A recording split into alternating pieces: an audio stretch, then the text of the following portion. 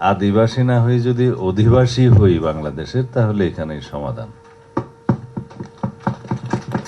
এবং জুলাই চার্টারের কথা বলেছেন আমার কয়েকজন ভাই, সার্জি সালাম এবং আরো অনেকে, এবং বলেছেন গণরায়ের প্রেক্ষিতে। এখানে গণরায় আসার প্রয়োজন নেই। আমরা জুলাই চার্টারের রাজনৈতিক সমঝোতার দলিল হিসেবে সবাই স্বাক্ষর করেছি। কেউ কেউ ইলেকশনের পরে স্বাক্ষর করেছে, কেউ আগে স্বাক্ষর করেছে। কিন্তু স্বাক্ষরিত দল হিসাবে সেখানে যে দফাগুলোতে আমরা একমত হয়েছি উইদাউট নোট অফ ডিসেন্ট, তার মধ্যে এটা একটা, যে আমরা বাংলাদেশের ভূখণ্ডের ভিতরে বসবাসকারী সকল নাগরিকের পরিচয় হবে বাংলাদেশি, এবং সেটা 5th অ্যামেন্ডমেন্টের ভাষা, সেটা আমরা আবার এখানে আগামী 18th অ্যামেন্ডমেন্টে নিয়ে আসবো। সেটা আমাদের সমঝোতা এবং সেটা কমিটমেন্ট। এটা তো সাংবিধানিক সমাধান, ঠিক আছে, কিন্তু আসলে যে বিভেদগুলো সৃষ্টি হয়েছে সেই বিভেদগুলোর সৃষ্টির পিছনে কিছু ভিনদেশি উস্কানি এক সময় ছিল। এই সমস্যা শুধু একজনের ভাষণের প্রেক্ষিতে হয় নাই, এবং এখনো সেই অঞ্চলে যে বিভিন্ন ষড়যন্ত্র চালু নেই সেটা কেউ হলফ করে বলতে পারবে না। এবং সেই সীমানা আমাদের পূর্ব দিকে, বাংলাদেশের ভূখণ্ডের পূর্ব দিকেও আরও সম্প্রসারিত হয়েছে।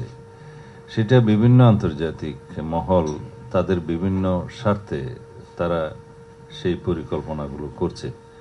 কিন্তু আমাদের কি করণীয়? আমাদের করণীয় হচ্ছে আমরা বাংলাদেশি হিসাবে ইউনাইটেড থেকে আমাদের বক্তব্যগুলো দিয়ে যাওয়া। বাংলা কিউআর, যেখানে নগদ পেমেন্ট সেখানে। সারা দেশে 10 লাখেরও বেশি মার্চেন্টে নগদে পেমেন্ট করুন খুব সহজে। যেটা ন্যাশন স্টেটের ধারণা, সেই ন্যাশন স্টেটের ধারণা থেকে আমরা কথা বলতে পারি যে ইউনাইটেড নেশনসের চার্টার অনুসারে ন্যাশন স্টেটের ধারণা হচ্ছে কোনো জাতি গোষ্ঠীর পরিচয়ে তারা নিজস্ব আত্মনিয়ন্ত্রণ অধিকারের স্বীকৃতি পায়।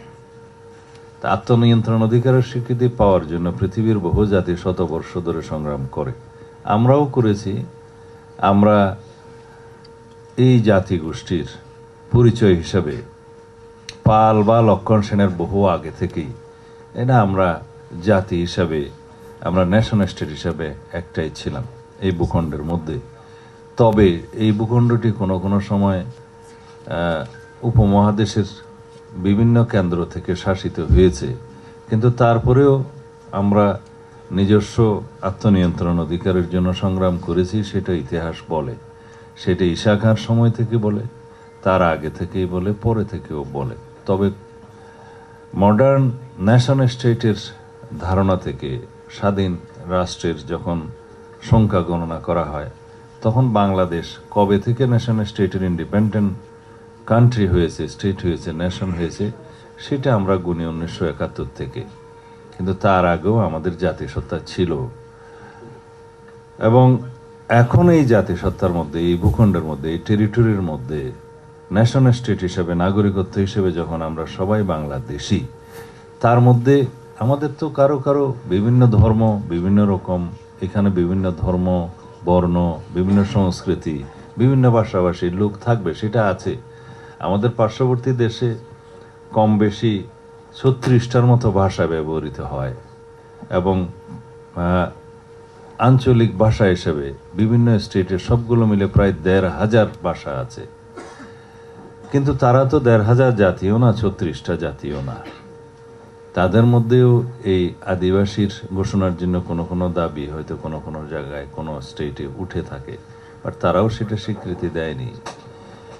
এখন কথা হচ্ছে আমাদের এই পার্বত্য অঞ্চলে এই দাবি, এবং তাদের সাথে দেশের অন্যান্য অঞ্চলে অন্যান্য উপজাতি বা ক্ষুদ্র নিয়ে গোষ্ঠীর কে সাথে নিয়ে এই দাবিটা উচ্চারণ করার মধ্যে, এবং তাদের পিছনে কি কারণ থাকতে পারে, সেই কারণগুলো আমি এখানে আজকে উদ্ঘাটন করতে চাই না। আমাদের সামরিক বাহিনীর সিনিয়র বন্ধুরা যারা এটা রিসার্চ করেছেন তারা বলেছেন।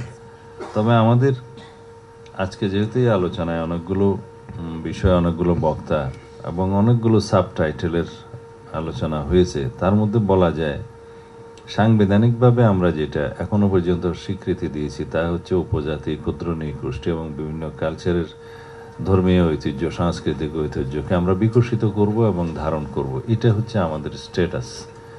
কিন্তু পিছিয়ে পড়া জনগোষ্ঠী হিসাবে আমাদের সমতলের ভূমির চাইতেও নারী, শিশু এবং পিছিয়ে পড়া জনগোষ্ঠীর ক্ষেত্রে কিছু কিছু রাষ্ট্রীয় সুবিধা দেওয়া আছে, সেটাও বিভিন্ন দেশে থেকে থাকে। আমাদের পার্শ্ববর্তী দেশেও সেরকম শিডিউল কাস্ট সহ অন্যান্য পিছিয়ে পড়া জনগোষ্ঠীর জন্য কোটা রিজার্ভেশন থাকে এবং অন্যান্য সুবিধাদি থাকে। সেটা যাতে রাষ্ট্রের মধ্যে একটা মানে বিকাশের ক্ষেত্রে সমতা পাওয়া যায়, সেই জন্য এটা রাষ্ট্রীয় সুবিধা। সংবিধান সেই স্বীকৃতি, সেই সুবিধাটা দিয়েছে, তো সেই হিসাবে তারা সেই সুবিধাটা পায় এবং দেখা যায় কালের বিবর্তনে তারা সেটা পেতে পেতে হয়তো একটা জায়গায় সমতার মধ্যে চলে আসবে। আমরা কেন নদীর অববাহিকায় বসবাস করলাম, কেন আর একজন পাহাড়ি জনপদে বসবাস করলো, সেটার ভিত্তিতে তো কোনো নেশন স্টেট হতে পারে না। তো সুতরাং আমাদের সবাই, আমরা যদি, আমাদের সংস্কৃতি তথ্যমন্ত্রী বললেন যে ভুল প্রশ্নের তো সঠিক উত্তর হয় না, আমরা আসলে ভুল প্রশ্নেও নেই, এটা কোনো প্রশ্নই নয়। আমরা সবাই বাংলাদেশের অধিবাসী হব, আদিবাসী কেউ হব না।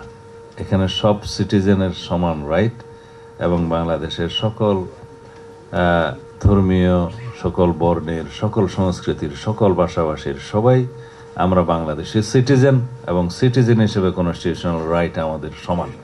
এই পরিচয়ে আমরা থাকি।